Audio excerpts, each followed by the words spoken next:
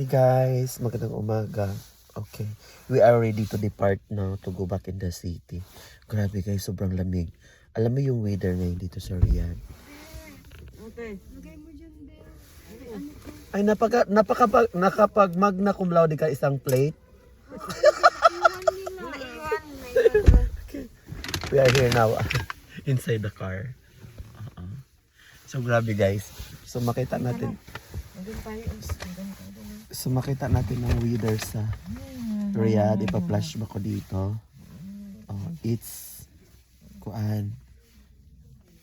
Ngayon is 3:30 in the morning. 3:30. Where you going? Don't leave me alone here. So ito na nga, ang gulo. So ang weather dito sa Riyadh now is, pakita ko sa iyo ha.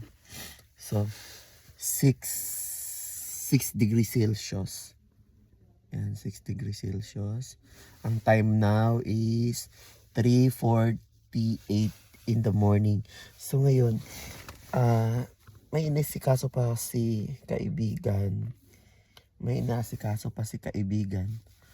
Doon sa turnover ng K ng kuan itong tawag nito, yung party house. So ngayon, nandito ako sa loob ng car. Oo, then so ayan siya. Grabe. Grabe. Pati yung camera namin dito, kuan siya malabo. Ayan. So anyway, tsaga-tsaga lang. So yun po guys, we are ready to depart back to the city, capital city in Riyadh. Kasi nga, ngayon kasi nandito kami sa province.